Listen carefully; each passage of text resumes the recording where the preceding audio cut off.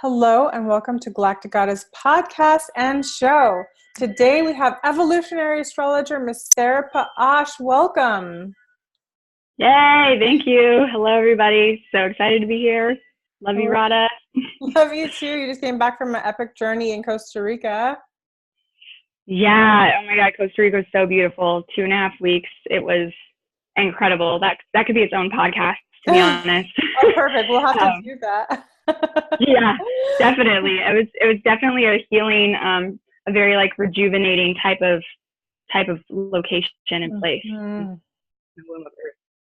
I love Costa Rica. It's one of my favorite places. And thank you for joining us today for the April, forecast. It's been a bumpy ride for March. Yeah. I thought it'd be good to kind of touch on that before we just hop into April, because I do want to give some people some peace of mind that March was bananas. You made it. Great job. And if it feels like you're still in Mercury Retrograde, totally normal, because to be true, like Mercury stationed direct just last week, but it's stationed direct on Neptune at 16 degrees of Pisces. And when a planet stations retrograde or direct, it seems to be stopped in motion completely, which strengthens its effect. So it's literally like before it can turn around, it has to like stop, restation, and then start moving again. So it's just now starting to move, and it's actually going to make its third and final conjunction to Neptune tomorrow on April 2nd. So after that, Mercury will pass Neptune and will finally be moving past that Mercury Neptune, just swimming in the conscious, unconscious, super conscious, whatever state. I mean, Neptune and Mercury have really been in this dance for a month now. The first time they came in conjunction was actually mid-February, February 18th. And so since then, things have not been clear. We have not had this logical hat on. It felt like the lights have been out in that sense. Yep, it's been really receptive and also like inceptive. Like it's felt really like psychic, kind of like just psychic things come in when you don't expect it. You didn't ask for it. There's no boundaries, right? So it's been really like, what's my thought? What's my feeling? Is that mine? Like, yes, I swear, exactly. Like where is that coming from? And what do I actually think? Like, what do I actually think? So, the confusion is a sign that you're actually clear, that you don't know. And, so we're just finally moving like through that. So by the end of this week, by the first week of April, I think that's when people are really going to feel the effect of like moving off of that Neptune, off of that, like, just where am I swimming? I mean, you're a Pisces, you live there, you know what I mean? And for somebody with so much Pisces, this is your domain. Like this is your kind of like where you live and what you're so great at navigating. For most of the world, it's been really difficult to not know how to navigate that. So we're moving out of it. I just want everyone to know that we're moving out of it.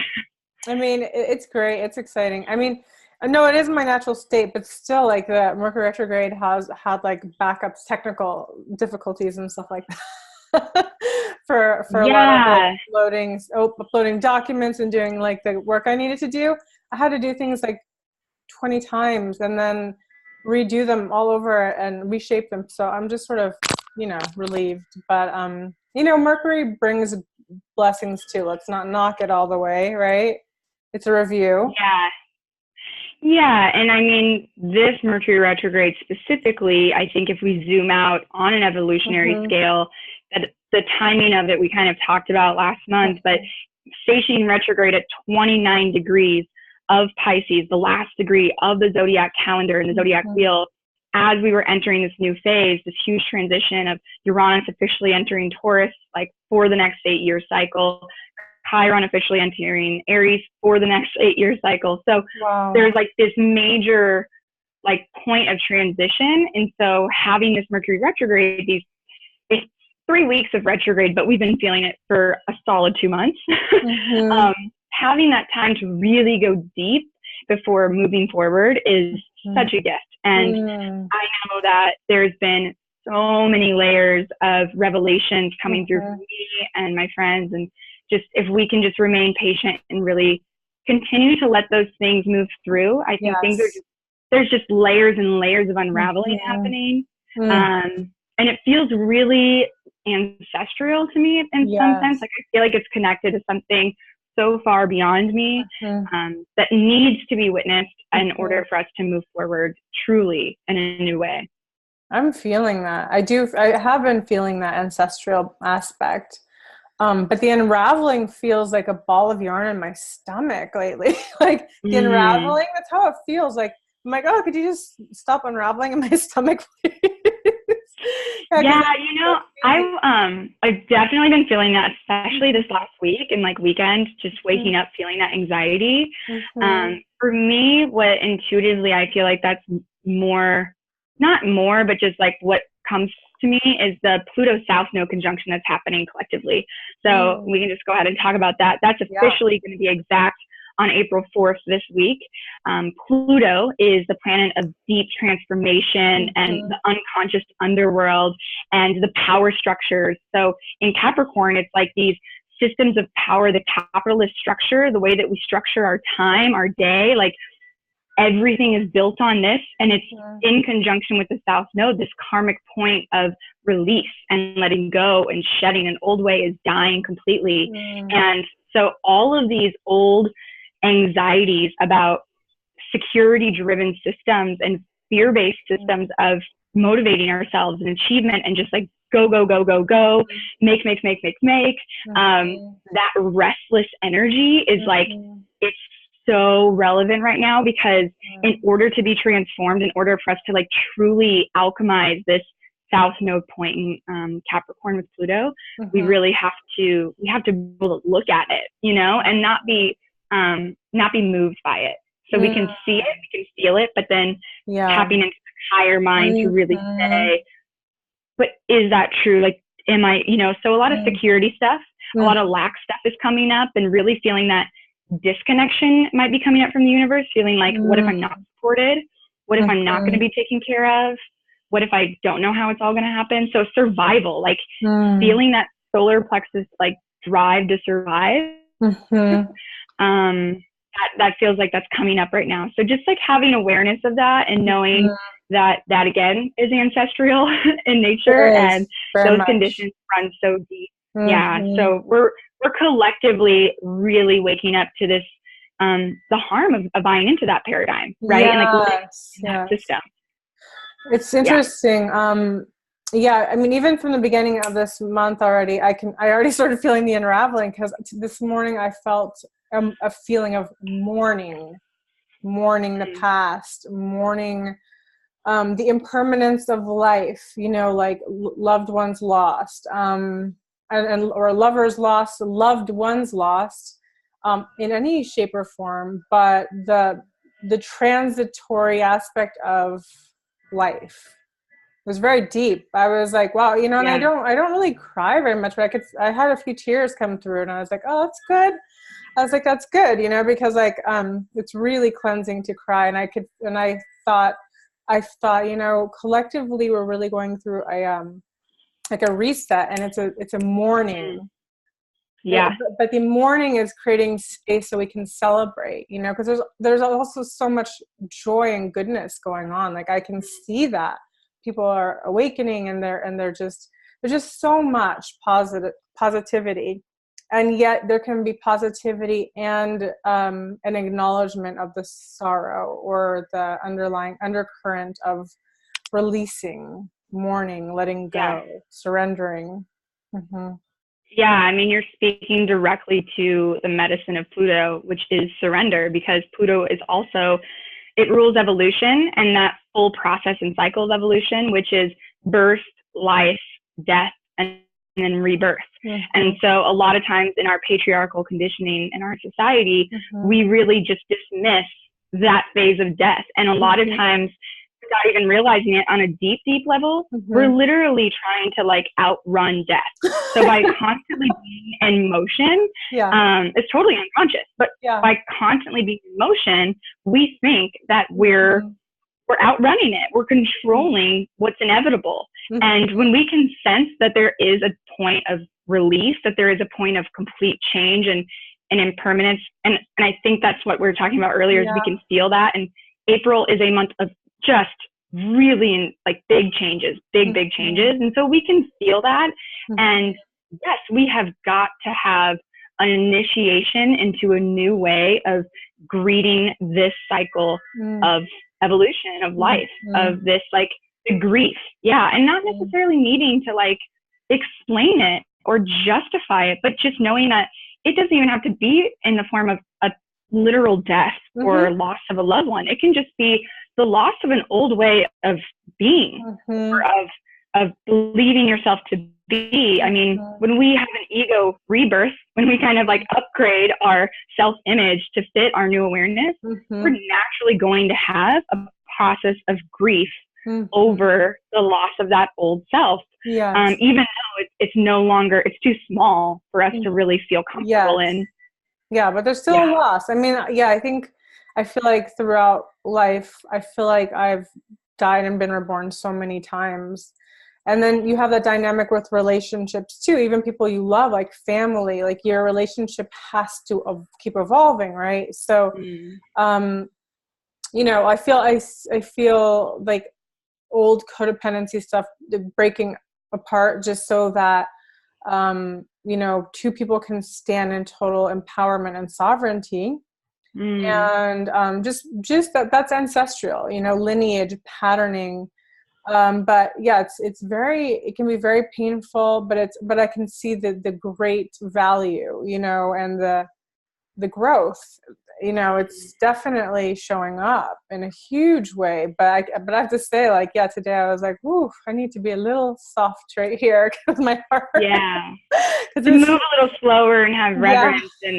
And I'm so glad you brought that up, because I definitely think relationships are a big point of focus for this cycle, because we had the Libra full moon round 1 in March at 0 degrees. And then now in this month, we're going to have the Libra full moon round 2 at 29 degrees. So it's like a second chance at renewing and reflecting this cycle, this culminating cycle of relationships and the healing we've done there. And it's really funny because even in my own personal relationship, I've noticed this last cycle bringing up the exact thing you're saying, where it's like really just untangling those old dynamics of codependency. And what I noticed for me is like it lives in this perception of either or, all or nothing, black or white. And that really is this 3-dimensional way of relating and like experiencing love. And I think that we're elevating and we're evolving into a higher realm of relating that embraces the idea that there is more than just 2 options, and that there's more than just together or apart, that there's a lot coming through for that. And I think we're only just beginning this, but it is at the core level, it's like it is unraveling. And so I find peace when I accept that there is another way. Like there is a way to feel love and to honor love and honor the other person without feeling like I have to sacrifice something for myself. There's a way for us to just really hold that sovereignty. I love that word. Yes. And definitely, I mean, God, that's such a freaking karmic ancestral thing for us to release. That's so Pluto South Node. Yeah, it's definitely, and we're like still processing that out. Remember, like Mercury, Neptune, Pluto South Node, like no rush to move through this. Really just trying to remain clear within yourself. I've been, one thing I've been doing is asking myself, is my attention inside of myself or outside of myself? Just in a moment where I might be feeling emotionally confused or something like that. And then also just like that trust of like, if we really intend to follow that inner trust of what is true for us, and follow that heart, that like really softly spoken wisdom, we cannot be led astray, you know? Oh yeah. That's so true. That's so true. Yeah. There is that, like you said, there's so many layers to it. There's like the gurgling upset stomach part. And then but then underneath it, there's that very soft, gentle, loving foundation that sort of whispers through, like, you know? Mm-hmm. So I feel like, because that's the way the heart is. There's so many layers to the heart, you know. So Yeah. this is just being expressed in different ways.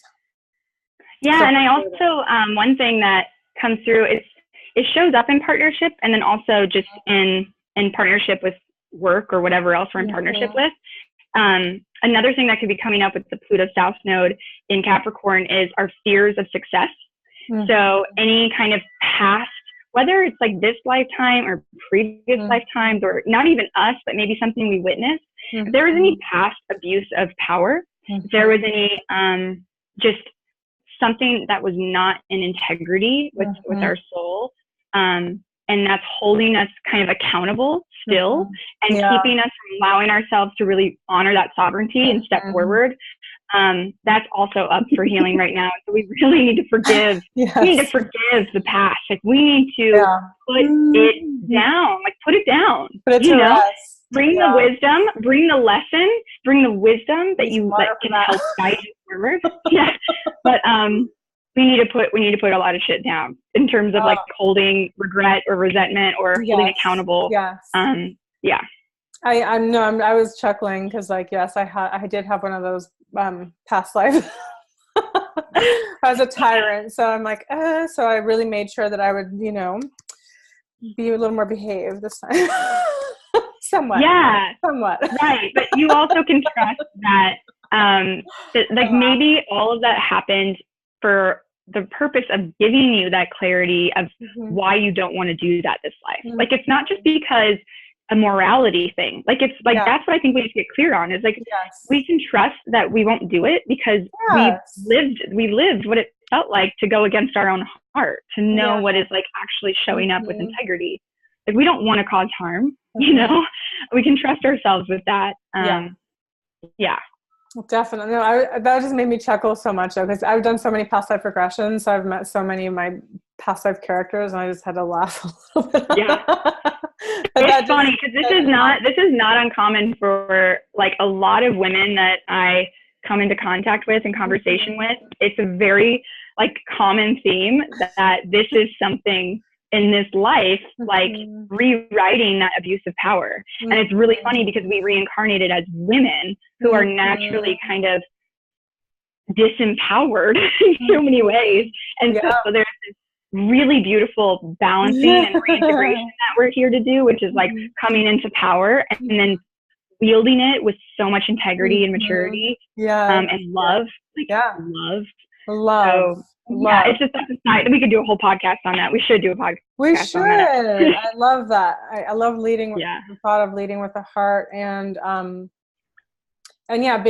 being born as a woman, and then of course the triple Pisces. But you know, we all get like put into the exact zodiac that we need to learn from.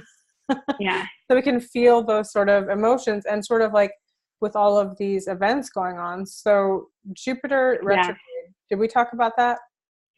No, not yet. I want to say before we go into Jupiter retrograde, this week, at the end of the week, we are going to have the Aries New Moon. And so this new moon is like such a beautiful opportunity to really get like, I feel like the image of like distilling something, like just getting to the bones clear.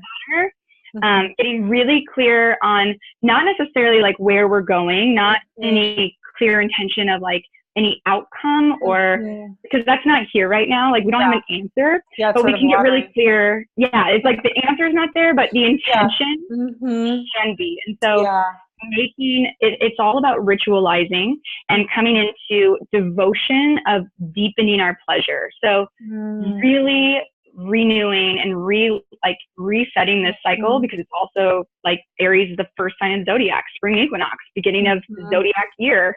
So on the bigger scale, it's like no matter where you go and what you have, what still are the things that just like at the end of the day just bring you pleasure for no reason other than because it just does. I have a friend who loves to draw, and there's no reason, there's no purpose behind it, there's no payment for it, but it's just like nourishes her soul. And it's things like that. Like we need to deepen our pleasure in life and our devotion to nourishing that. I love that's I keep dreaming about going to the poppy fields, like the flowers, and just going and just walking and like just going to just absorb that energy and immerse myself in those flowers and just feel and just like look around at the beauty, because it's such a very rare thing that's going on right now, and the flowers have been calling me. I'm like, I better do that, and then I keep finding more work to do, and I'm like, no, okay, we got to have some play dates for you. We got to have more fun, Yes, and this is the invitation is exactly what you're speaking to, is to feel the pressure to kind of stay on the wheel, even if it's things you love to do, like work projects you love to do. It's like stepping off the wheel and then really immersing yourself in the trust that like, I'm going to enjoy this like day. I'm going to enjoy this really sacred, very rare poppy field. Yes. Because it's not going to come forever, and it's not going to be here forever. It doesn't come all the time. Yes, that is so important. So. And that's totally the download I'm getting for this Aries new moon, is to just ritualize our lives, like making things sacred, and really in that being really playful and childlike, and like reintroducing wonder and inspiration, and just trusting that like fulfilling that for ourselves is a like very important priority. It should be moving it back up on the priority list, prioritizing, our simple pleasures. I love that. And that's something I've been having sort of in the back of my mind, having that conversation, like, okay, got to do a play date. Let's do something fun. Let's put it in the calendar. So yeah, I challenge you to have a play date by the Aries new moon on April 5th. Okay. I can do that. It's so Aries of me to challenge you. I love it. I accept the challenge. I'm going to, maybe I'll just drive out to the poppy field all by myself, bring a friend. Yeah. That way I won't be stopped. I think there's a lot of medicine too. In a lot of healing journeys, it begins with inner child work, and kind of going back to like, what did you do as a child, like for fun? Like what just like gave you, what were you interested in? What did you love to play or ask questions about? And, that's really how we discover so much about ourselves, is just going back to that really unbiased, free and open part of our innocent self, Yeah. I've been dreaming about painting. That's what I used to do a lot as a little girl. So yeah, I think I have been thinking about those things. It's interesting. They're sort of brewing, but I need to prioritize them up to the front, That's a great reminder. So you guys out there, remember to have some fun, playfulness. We got to bring that lightness into our field, into our life, because everything else gets positively activated when we do, right? Yes. And if anybody's looking for kind of like a supportive way to do that, one of my favorite ways was doing The Artist Way by Julia Cameron. It's a workbook. It's like a 12-week process, but it's such a great initiation into kind of coming back home to your inner creative artist. It's all about recovering our inner creative self. So that just came to me to like offer that as a recommendation. It's kind of a fun way to do it, and like structure, so you have like a task. I love that. Okay. I got to get that book too. Thank you. Yeah. So, and then we'll talk about, so after that, then on April 7th, Mercury is going to make a sextile to Saturn. So this is on the degree that Saturn's going to be stationing retrograde. So this is a time to really get some clarity on our long-term plans potentially, and the work that we're going to have to be invested in for longer than just this moment. So the communication to like the long-term work projects, and then also any kind of conversations that require us to be more patient and mature, and to show up in a way where it's not just listening to respond. I feel like that will be a really good day to have that, to kind of get that information, and to get more clarity around that, like the contracts or the deals that we're making, Because of Saturn. Can you tell me just a little bit about Saturn, or the viewers about it? Yeah. I sure can, because Saturn is just my my best friend in my chart. No, yeah, Saturn's the ruler of Capricorn. And Saturn is the mythic, the archetype of Kronos. So he's the ruler of time. It's also the archetype of any kind of authority figures, any kind of systems of, like Capricorn. So the systems of work, the systems and structures that we work to work our way up in order to get more authority. So like the bosses in our lives, the leadership, our public reputation. Saturn, because it rules time, that means it also rules like long-term commitments and contracts. Saturn is the ruler of form and structure. And so Saturn is like building that really, really steady foundation, because anybody who knows, in order to have long-term success, you have to have a really solid foundation and stable foundation to build from. So Saturn is in charge of making sure that you have each brick laid, brick by brick by brick, and that you didn't skip any corners. There's no shortcuts. And then also I love the metaphor, the symbology behind the actual like planet Saturn. It's a planet with the rings. So Saturn has the rings. And it's really funny because when we look up at the night sky, we can see the star Saturn, but we can't see the rings with our naked eye. We have to look through a telescope in order to see those rings.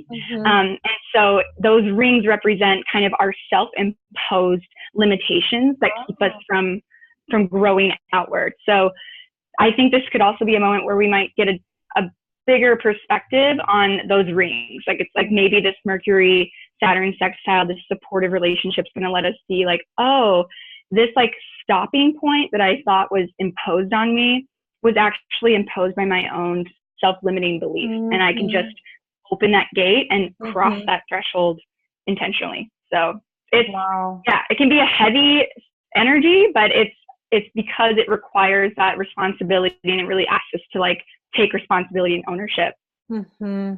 Wow. That's a really great explanation. I really like that a lot. Thanks. Yeah. So definitely if you don't take authority of your own mind, Mercury, or of your own decisions, Mercury, then, then you're working for something else or somebody else, whether that's in your own mind or that's actually in a partnership or in an agreement. You have got to take sovereignty and authority over your own decisions and thoughts. And responsibility too. Yeah. Wow. Really stepping up. Yeah. And then on April 10th, Jupiter is going to station retrograde. And that same day, that's a pretty active day, actually. We have Venus conjuncting Neptune in Pisces, it's really beautiful because Venus is exalted in Pisces. And I like to think of Neptune as kind of the higher octave of Venus, because it's taking that love and really transcending it into the love for all, and transcending this personal love into a compassion, a really deeper love. And so there's a bonding that might be coming, or we might feel it's a really great kind of aspects that invites us into playful and creative and spiritual connection with all things. So listening to the universe and really letting it channel through any kind of artistic adventure that day that's beautiful. Saturn's also going to be, the sun is going to be squaring Saturn. So Sun and Aries squaring Saturn that same day too. So we might feel like we're stopped if we're trying to move forward. Sun and Aries is like going, but like I said, we're still in this pause moment. And so this is a good day to take the invitation to kind of pause and review the structure. So like review from the beginning of the year 2019 to now, really taking a moment to say like, what have I built so far? What got me there? What worked? And what do I need to really like edit and put down? So not rushing, because if you rush, you'll be hard stopped. And then Mercury is going to make a sextile to Pluto that same day. So everything that we're taking our time, really having the maturity to wait it out, observe and see, it's like this day, if we really take the time to disconnect in order to reconnect and align to our hearts and that higher transcendent Neptune, our spiritual higher self, I think that there's a really beautiful opportunity for like a deep inner revelation to come through. And it could have something to do with our belief structures and our worldview, places that we feel like we want to seek out and go.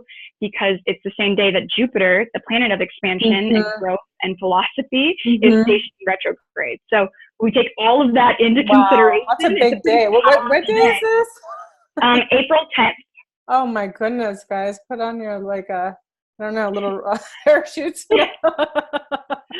Yeah, it'll be good. I think it'll be really revealing. And I think it's really going to be a beautiful opportunity to see where, again, if we think of Saturn as that self-imposed kind of block or limitation, so that Sun square Saturn the same day that Mercury sextiling Pluto, it's kind of like, okay, where am I self-imposing these limitations and these blocks, and seeing kind of that deep psychic understanding, and then realigning to like our heart, and then revealing kind of in this Jupiter retrograde, because retrograde is a time that we kind of really refine and review and get down back to like the truth of the matter, I guess, is kind of how I like to think of it. It's a chance to kind of rewrite the script. I love that. So yeah, and so it's a chance to rewrite the script, like what we're going to work on during this Jupiter retrograde.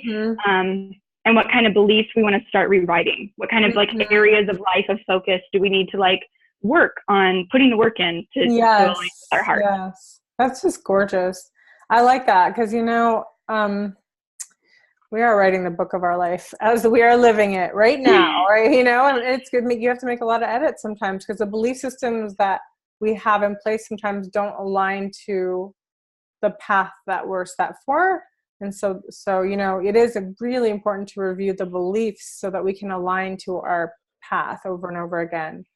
I'm sorry.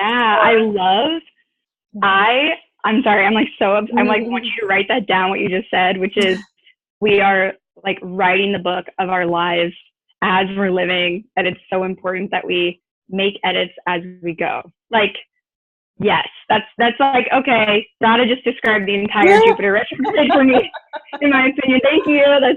That's a quote. I would write that down. Thank you.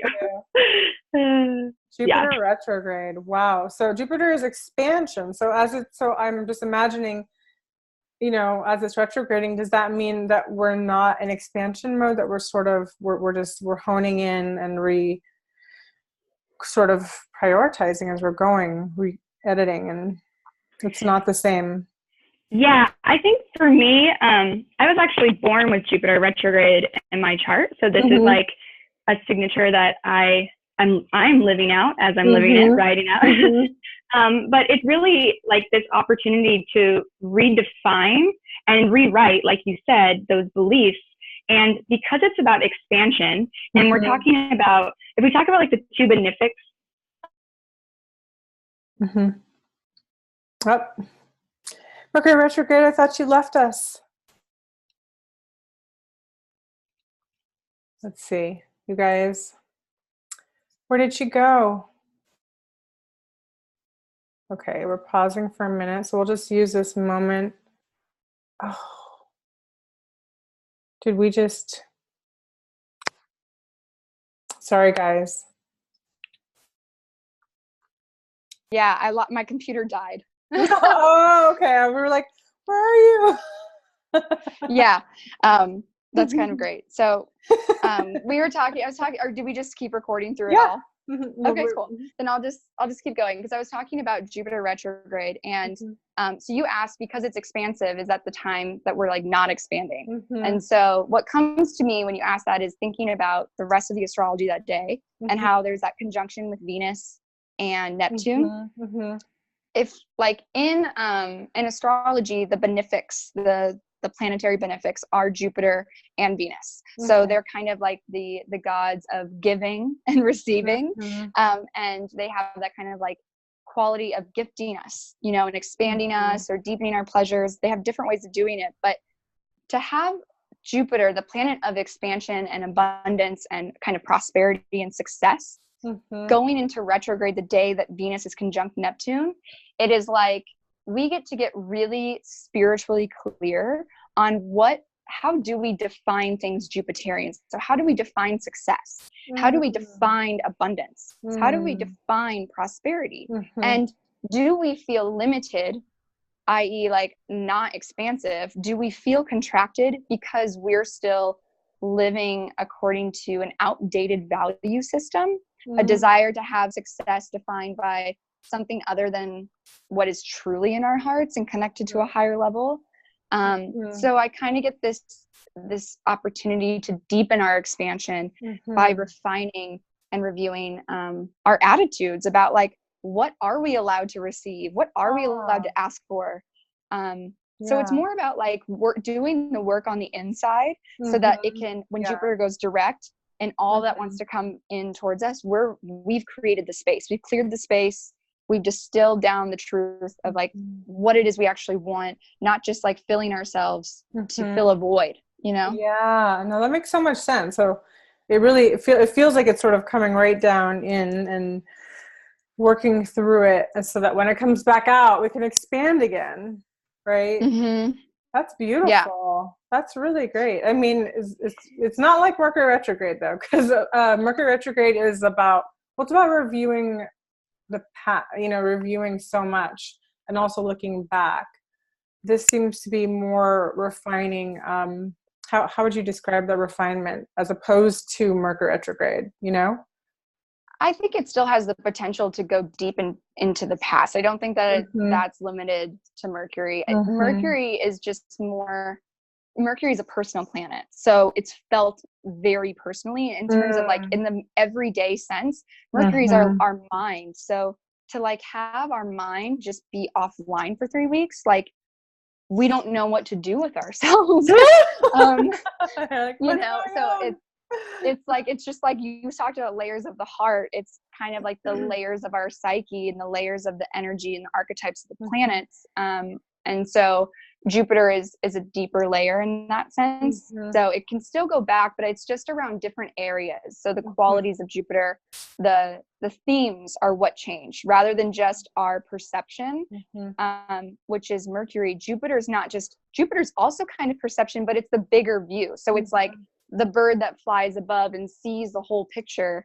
If we're still looking from a distorted lens of what's possible, expansion, what's possible, limited possibilities. I mean, the vastness, how high can we fly? So how wide can we see? Like that's Jupiter. And so if we're only flying this high, yeah, we can see more than what's right in front of us, but our worldview is still very limited.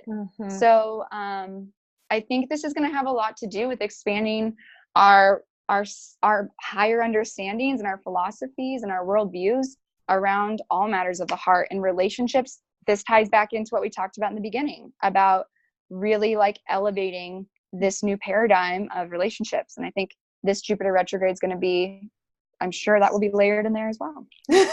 Okay, ready, guys? You ready? Yeah. I mean, sounds like an eventful month already. Yeah. I mean, yeah, April's fun for sure. And I also think that, Jupiter's in its home sign. Like Jupiter is in its natural home sign where it has all of its power, all of its dignity. And I think that it has the potential to it's like you can ask the universal Santa for anything you want for Christmas. Where do you limit yourself from asking because deep down you don't believe it's possible? Like that will be Mercury, that will be Jupiter retrograde. Is like, why aren't you really asking for it? Like, why don't you really go for it? And any kind of self-worth stuff that might be centered around that, or again, that perception of lack, like if I take, then I'm taking from somebody. So there's an opportunity to really open the receiving muscles in our heart for sure through this. Wow. I'm kind of excited because I already feel like tuned into that, like where the certain questions are coming in about, so I kind of like that this whole year has been sort of a really just fast pace as far as reviewing, refining, healing, clearing, manifesting, doing. I mean, I felt such a push this year and that I haven't felt in such a long time to like go, and which is great, which is wonderful, but then also the play and to just to balance it, that when it is like go time, that you can still balance out the play and then also refining more about what we're calling in, on a deeper level, on a personal level. Yeah. What's possible and what's been possible for my lineage, and now what's possible for me, right? Yes. Looking at that old patterning. Because the lineage work is something I've been looking at for a long time with my lineage, because there's been a lot of distortion and you know, as all lineages, everyone's been to war. Let's just put it that way. Every family's had war. Mm-hmm. So once you have that in your lineage, in your DNA, it you know, it shifts everything. So I feel like we're really recoding, you guys. Like, that's how I see it. Like, we, you know, our DNA is like a code, you know, so we are recoding it as we're living it too. And these are giving us great opportunities and incentives, because we wouldn't do this probably if it was just like our own, you know, choice. We'd be like, no thanks. I'm not really interested in that.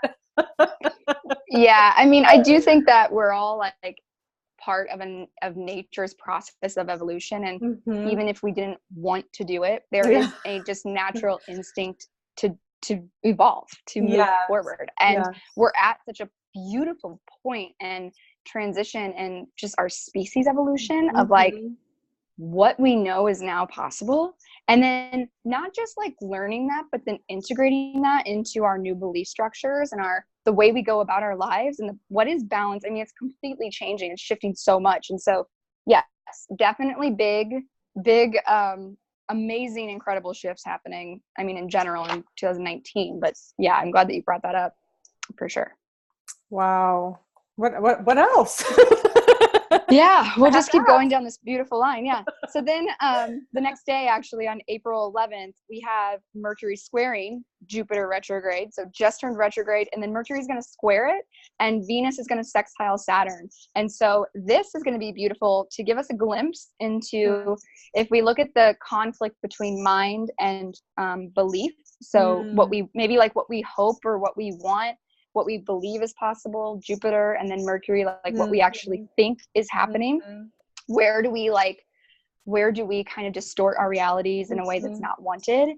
And I think what will help is if we tune into the truth that's proven over time. So the relationships that have consistently shown up, Venus, Saturn, have really consistently shown up in a way that proves that it is different, that something else is different and is possible, and using that as a backbone to really support us to clear any kind of distorted filter that we're seeing through. Because the barriers in our heart, they're keeping us from fully engaging in these intimate contracts with other souls and partnerships and just love, because there's still some sort of perception that's flawed, or some sort of stopping point, some sort of like collision, I guess, of what we want and what we believe is possible. So really tuning into like those contracts that have proven over time, because Saturn's over time, right? So it's like it's not because they talked about it. Like, no, it's not a sales pitch. It's like, I know, because I've watched this person show up over time. I know I can trust myself because of what I've done over time. I know that I can value myself because of the work that I've put in over years of time. So even if I'm getting feedback like Mercury that's telling me that, that's giving me some sort of just distortion, that's like not helpful or putting me down at all or limiting me in some way, really tuning into like respecting yourself and the work that you've done, and listening to the people who have been there and have been there through it with you and keep showing up. Because if that's not happening, then maybe it's an opinion you don't need to be listening to, whether it's in your own mind or from somewhere else. Yeah, absolutely.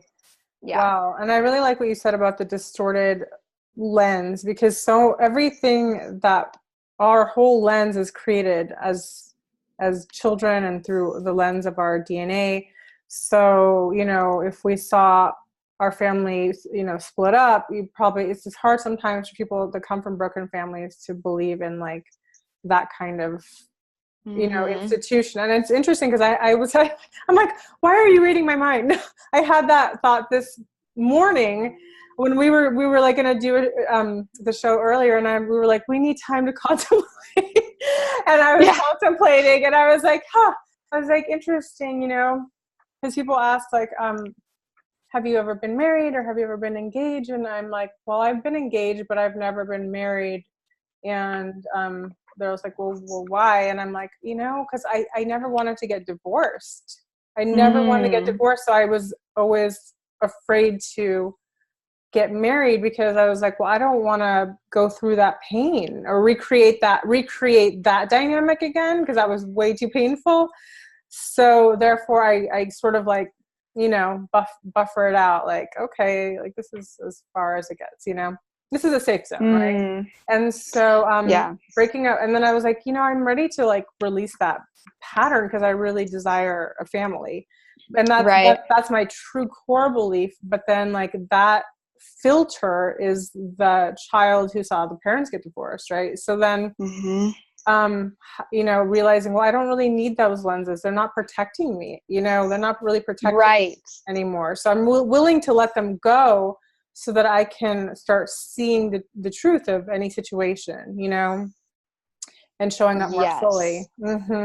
So funny. And everything you're saying is so perfect. And it's exactly what we need to consider as we move, as we continue to move through the month, because this is exactly tied into I'm just going to keep going, because then the next day, or 2 days later, on April 13th, we have the sun in Aries making a T-square with the nodes and Pluto.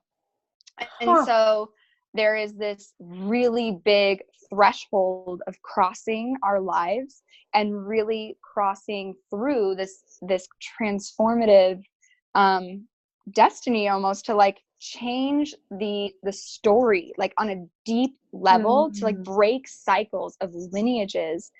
And it's no coincidence that that's happening in between everything, between that Mercury Jupiter square and the Venus Saturn sextile, and then going forward will be a Sun Jupiter trine and Venus sextile sextile Pluto. So the more that we can, the sun is ourself.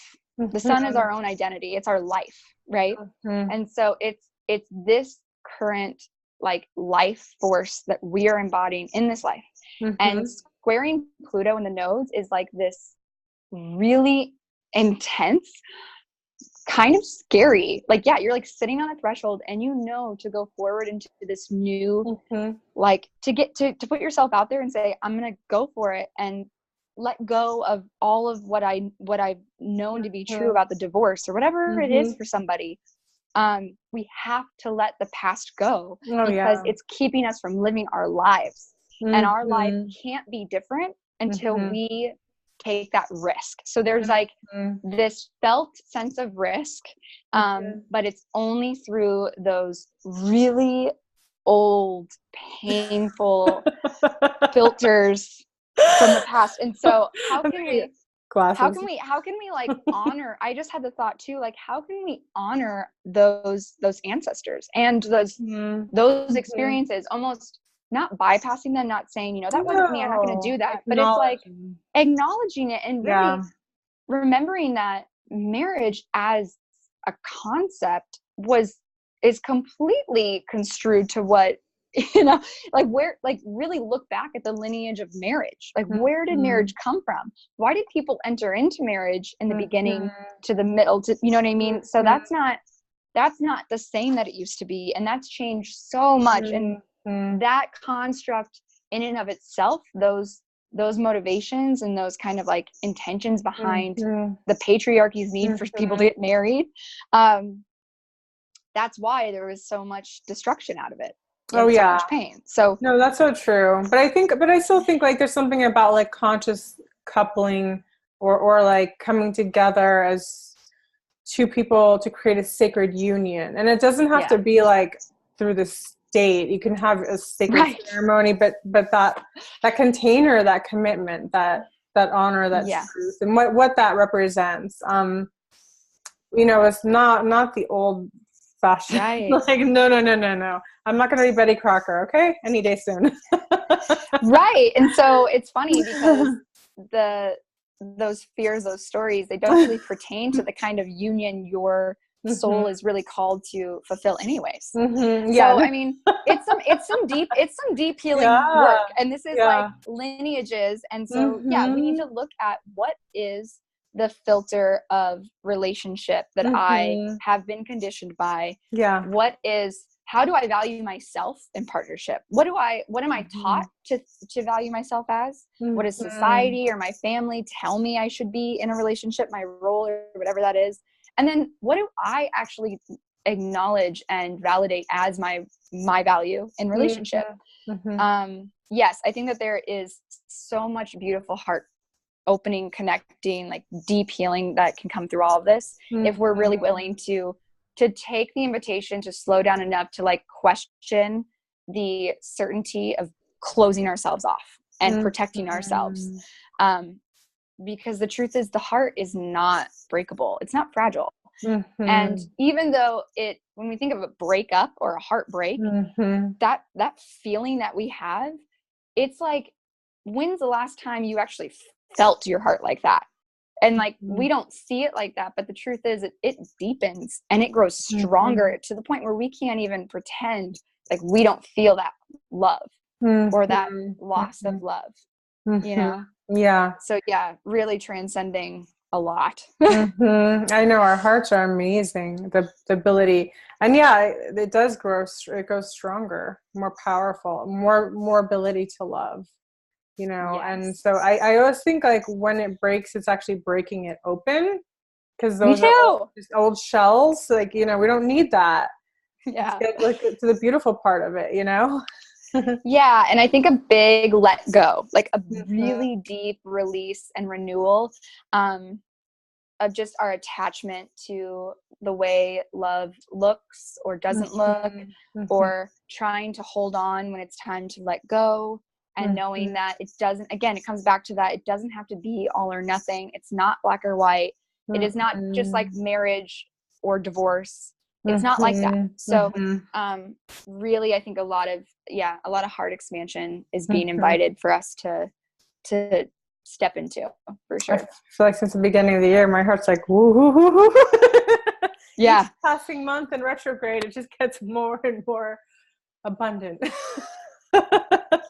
Deeper, richer.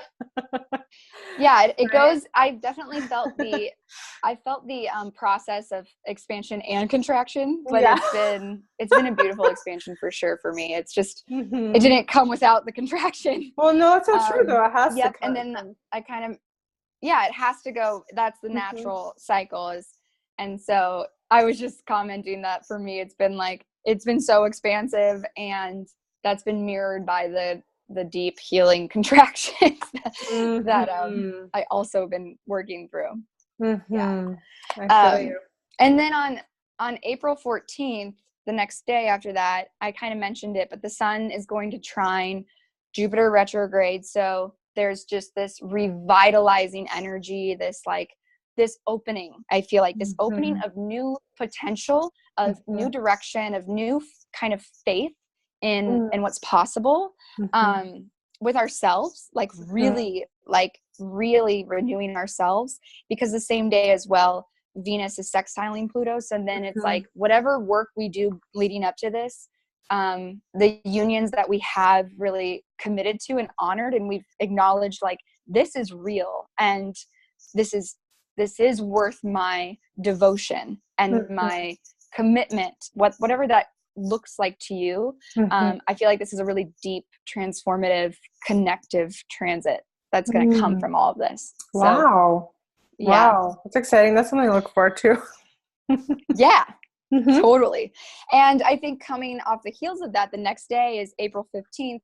Venus in Pisces is going to square Jupiter retrograde. And so again, it's like we have this deep union, we go into it, and then, oh my God, what does that like push me up against in terms of the walls in my heart? Like now, where do I feel exposed in terms of like, did I put too much out? Am I too open? Did I ask for too much? So just kind of like sitting through that natural contraction that might happen, and really just not overindulging in it's really funny because what I notice happens is that we get really clear within ourselves, and we have these beautiful relationship expansions that come naturally from just a natural evolution. It's organic, and it's like just really authentic.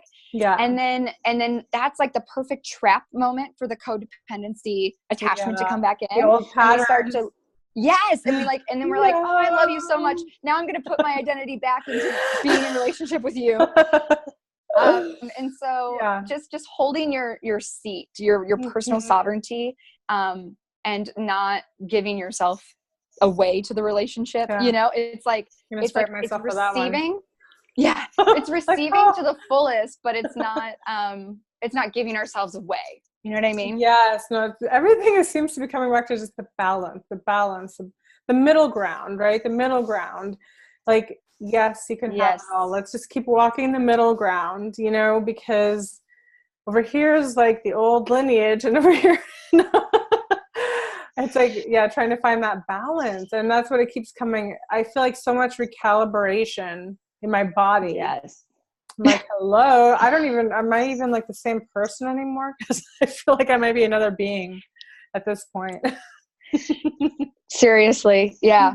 Yep. And it's like no surprise that you're talking about balance and recalibration, and that there's 2 Libra full moons. Libra is the sign of balance and relationship and justice and harmony. And so it's like, we get that second full moon on April 19th, right after Mercury officially leaves shadow, finally. Woo!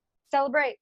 Mercury's in Aries and out of Pisces. Finally, we're all like, God damn it, thank you. And we're ready. And we have that final second full moon in Libra, and it's just this, it feels like a second chance. It feels like we've done a lot of internal clearing and understanding, and now we're moving from that middle point. We're just much more anchored. We're much more clear and stable, and able to hold the balance of ourselves and others, and what we truly desire, and how that plays into the relationships we're in, and how it all works. So definitely perfect timing to like really, get clear to that point right before we have Taurus season kick off on April 20th. April 20th. Okay. Having a full moon. Right. Yep. Full moon on April 19th. And then on April 20th, the sun enters Taurus, where it's going to join Uranus. So this is going to be, it's kind of like, up to this point is really getting clear, really like doing that work and like refining. And then we're on that airplane, we're going somewhere, and now it's hitting the runway and it's going to start taking off. So it's like sudden, it is radical. It is like, you don't see it coming. You can't control it. It's for everybody's highest good. It's change. It's change. And so it's like it's our livelihood. It's change. It's the sun conjunct Uranus. And this is also going to give us just, Taurus rules our value system. It's ruled by Venus. It rules our self-worth. And so this is like a big wake-up call to be like, oh yeah, like I'm worth it. And that means that a lot of shit's going to have to change to mirror that wake-up call. Wow. In a good way. No, I'm kind of excited because I love that feeling when I'm in a plane and we're just about to take off. I'm like, woo-hoo-hoo-hoo. It's just kind of like an exciting. Yes, it is so Tigger. You just made the Tigger noise. It is so like, and that's what I feel like. I feel like the end of April is this just, it's ready and it's powerful. And it's almost like that spring energy that we feel in Aries season when it begins, but that's not the case this year because it was different. We had that Mercury retrograde. Yeah. And so it hasn't been like that. It's kind of been this, like, we're in the airplane waiting to leave the gate. And we're just like, I thought I knew for sure where I was going. And I thought that we were supposed to leave like 2 weeks ago. Like, what's happening? Like, and now you're like, why is that person leaving the plane? What's happening? Now they're not coming. So it's like, yeah, by the end of April, it's time for takeoff. It's time. So that's why it's really important to get clear on your direction. And I wrote, the title is Life on Purpose for April, because it's like, it's not about what you have. It's about, or like what you're going to get. It's about being really clear on you're going because like, that's where you need to go. Like, that's what's just authentic for you and true for you. And it's time, like, it's time for takeoff. Yeah. I love that. Wow. Yeah.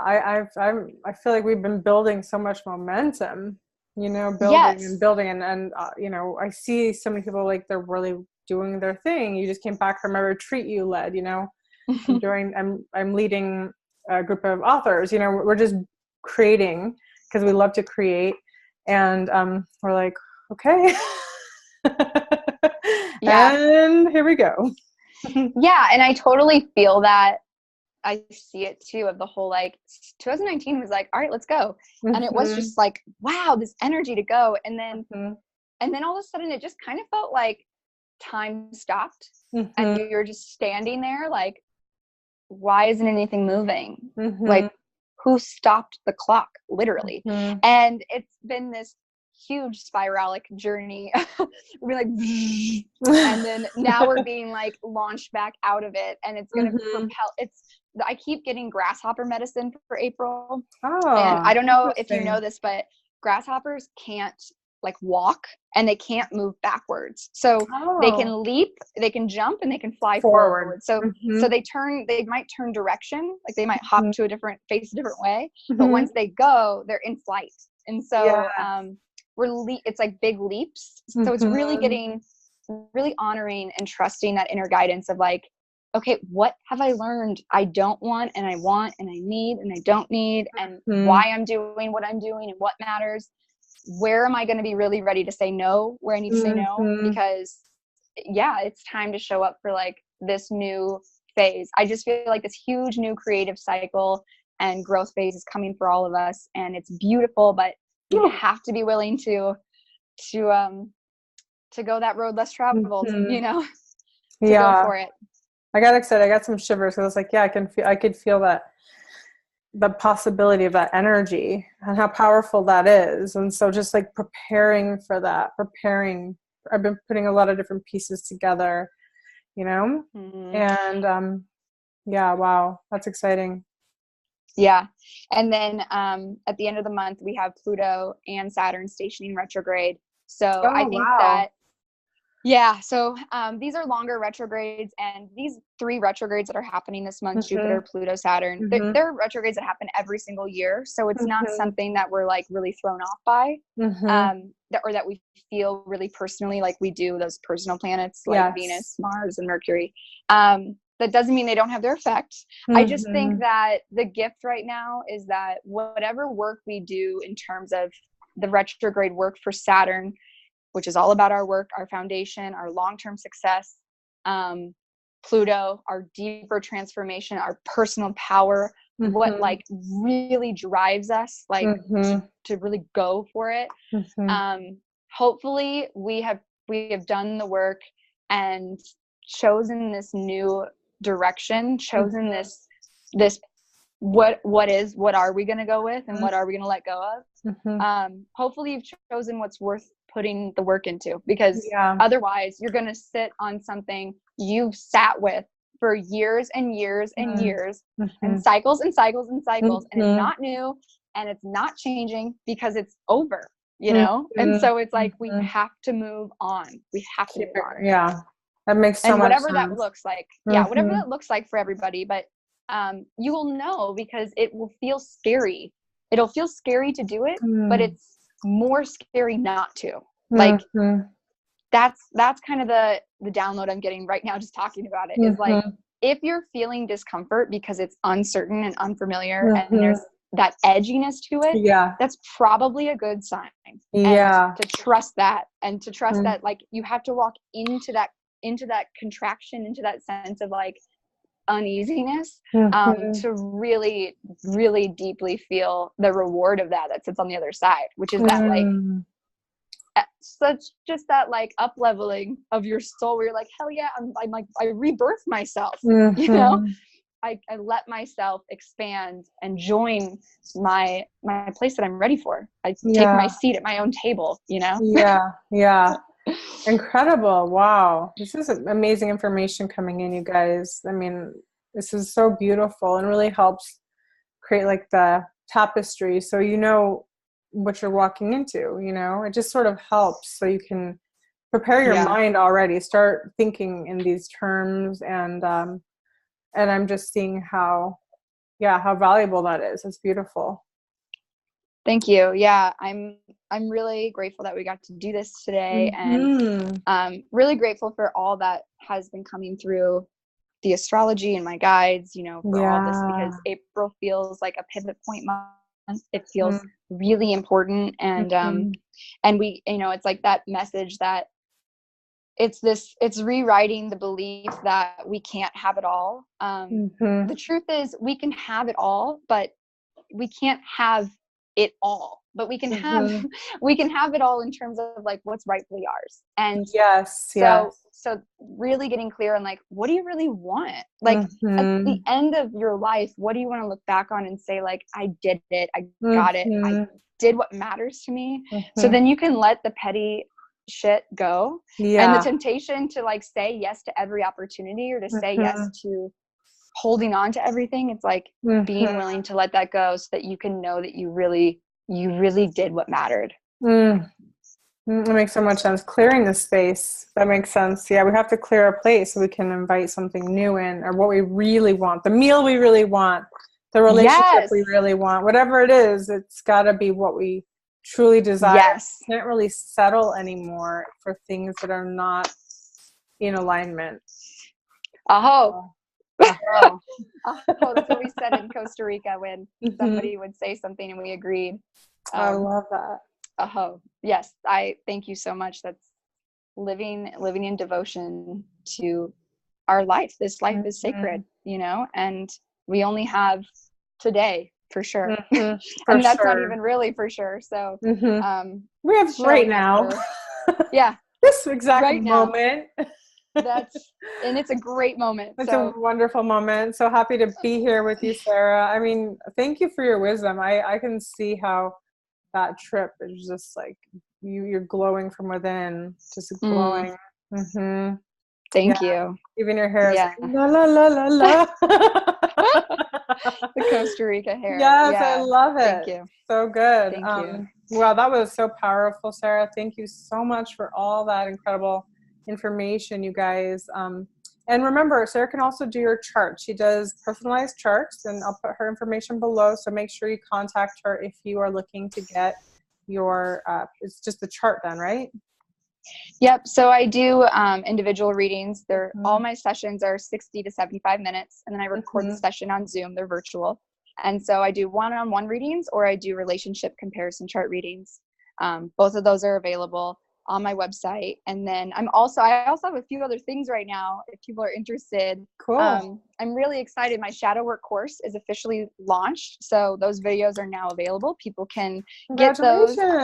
Thank you. I know, I'm so excited. And it's a 4-part course series. So I go from, you know, introduction to just personal shadow work and how to actually do that into relationships and shadow work in relationships. So you can get that too. That's at highvibe.tv/school. And there's a whole bunch of great courses there included, or you can do payment plans. Like, there's tons of options. And then I'm also hosting a retreat in March and end of June. I'm sorry, in Molalla, Oregon. Don't mind me, I'm still coming out of Mercury Retrograde. But in Molalla, Oregon, June 28th through the 30th, so that weekend. And it's called Getting Grounded Retreat, and it's just like a beautiful, really just like putting our feet into the magic of nature, yoga, meditation, like just conscious discussion and healing. So all of that, all of the things. I love that. Wonderful. I love that. So I'll put her website below, and you'll have that information on your website. And guys, thank you for joining us. I mean, this was an incredible, you know, share. All the information you shared was so powerful. So thank you so much, Sarah, for the work you do. And it's just so beautiful to spend time with you. So thank you. It's great to see you again as well. I know. My heart's so happy to see you. Thank you so much. Thanks for tuning in and channeling with me. It's always so fun. So, beautiful. Thank you. So much love, guys. Bye-bye.